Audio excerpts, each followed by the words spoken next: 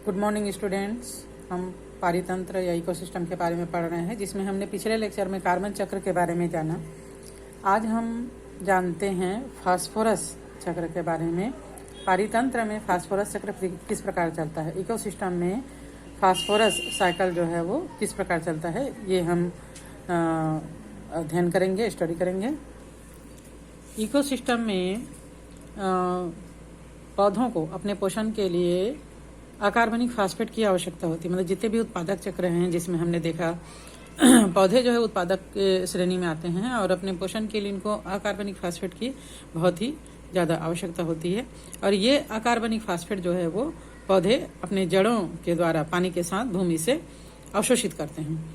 Phosphorus जो है वो न्यूक्लिक अम्ल, फास्फोलिपिड, एटीपी, एडीपी और सभी फास्फोरिलेटेड यौगिकों का एक मुख्य संरचनात्मक अंग है। इसके बगैर इनकी संरचना नहीं हो सकती। जैसे कि आप लोगों ने पढ़ा है कि एटीपी में ट्राई फास्फेट 3 फास्फेट है और 2 फास्फेट के बीच का बॉन्ड टूटने से ही एनर्जी कार्य करने के लिए मिलती है और फिर से ये फास्फेट जो है वो जुड़ता है तो ये एटीपी बन जाता है। इस प्रकार फास्फेट जो है वो जितने भी एनर्जी देने वाले तत्व हैं, मॉलिक्यूल्स हैं, उनके लिए ये आवश्यक है।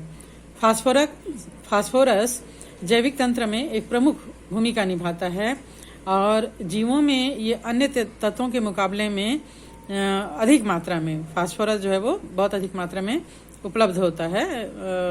कार्बन, हाइड्रोजन, ऑक्सीजन और नाइट्रोजन के बाद चौथा जो नंबर है इसी का आता है। इस महत्वपूर्ण लवण की आवश्यकता जीवधारियों को पोषक तत्व के रूप में हमेशा पड़ती है। नेचर में फास्फोरस जो है वो औषधि या चट्टानी लवण के रूप में पाया जाता है। चट्टानों से फास्फोरस पानी में घुलकर फास्फेट आयन के रूप में पौधों के जड़ों के द्वारा अवशोषित किया जाता है और फिर ये फास्फेट जो है वो पौधों से जंतुओं में भोजन के माध्यम से शाकाहारी जंतुओं में और मांसाहारी जंतुओं में प्रत्यक्ष अप्रत्यक्ष रूप से फिर पहुंचता है। इनकी मृत्यु के बाद फास्फोरस अपघटक की मदद से कार्बनिक फास्फेट के रूप में फिर से भूमि में मृदा में मुक्त कर दिए जाते हैं, मिला दिए जाते हैं। मृत पौधे, जंतु और उनके जो छोड़े हुए पदार्थ हैं, मतलब अवशिष्ट पदार्थ हैं, उनका सूक्ष्म जीवाणुओं के द्वारा अपघटन होता है और ये जो फास्फेट है वो मृदा में मुक्त कर दिए जाते हैं, मिला दिए जाते हैं। भूमि के क्षरण से बहुत अधिक मात्रा में फास्फोरस नदियों में और झरनों से होता हुआ समुद्र में चले जाता है, जहां से इसका एक भाग समुद्र की तलछटी में जमा हो जाता है। और कुछ फास्फोरस का उपयोग समुद्री जीवों के द्वारा खाद्य श्रृंखला के माध्यम से हो जाता है। कुछ फास्फोरस का उपयोग दांत और हड्डियों के बनने में होता है। समुद्र के तल में जमा फास्फोरस भूगर्भीय चक्र में चले जाता है और हमेशा के लिए प्राकृतिक चक्र से बाहर हो जाता है। तो यहाँ पर एक चक्र हम देख पा रहे हैं, स्थलीय पारिस्थितिक तंत्र में फास्फोरस चक्र का सरलीकृत मॉडल, जिसमें कि उत्पादक जो है ना, यहाँ पर उत्पादक जो है वो प्लांट है, वहाँ से ये उपभोक्ता में और फिर उसके बाद अप्रदन इसका होता है और मृदा विलयन, फिर चट्टानी खनिज, ये इस प्रकार जो है ये चक्र जो है वो चलते रहता है। नेक्स्ट आता है इकोसिस्टम सर्विस। पारितंत्र सेवाएं क्या है?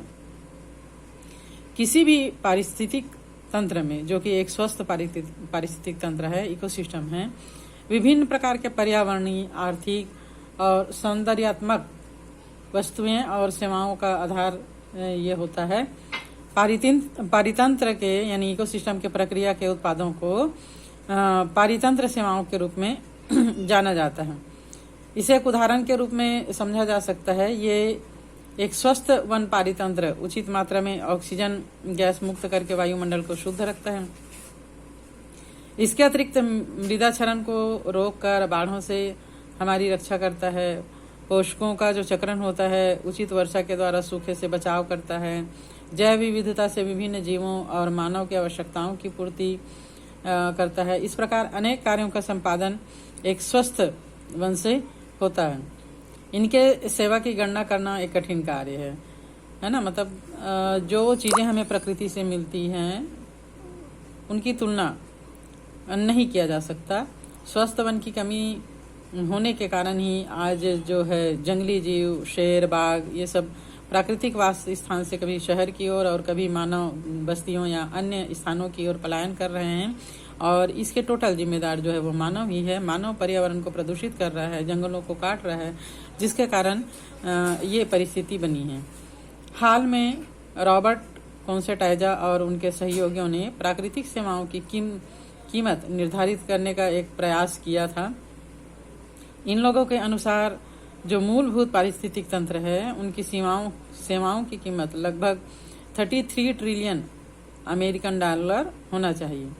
ये मूल्य वैश्विक सकल राष्ट्रीय उत्पाद का लगभग 3 गुना है, जो 18 ट्रिलियन अमेरिकन डॉलर के लगभग बराबर है।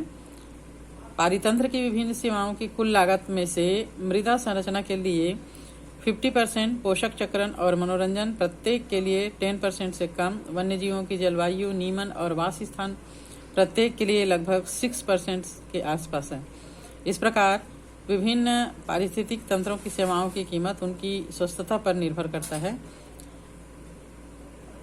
अतः हम कह सकते हैं कि पारिस्थितिक तंत्र को स्वस्थ रहना मानव और वन्य जीवों के लिए अति आवश्यक है। बिना स्वस्थ इकोसिस्टम के स्वस्थ इकोसिस्टम जो है वो मानव जीवन को लाभ पहुंचाता है, उसी प्रकार अस्वस्थ इकोसिस्टम जो है वो मानव को हानि भी पहुंचाता है। और इसका कोई भी कारण हो सकता है, लेकिन आजकल पर्यावरण के प्रदूषण का या इकोसिस्टम को प्रदूषित करने का, अस्वस्थ करने का जिम्मेदार मुख्य रूप से मानव ही है। मानव को इस बात को समझना होगा और जहां तक हो सके इकोसिस्टम को स्वस्थ रखने का प्रयास करना होगा। तो ये चैप्टर आज हमारा समाप्त होता है। नेक्स्ट डे हम नेक्स्ट चैप्टर स्टार्ट करेंगे।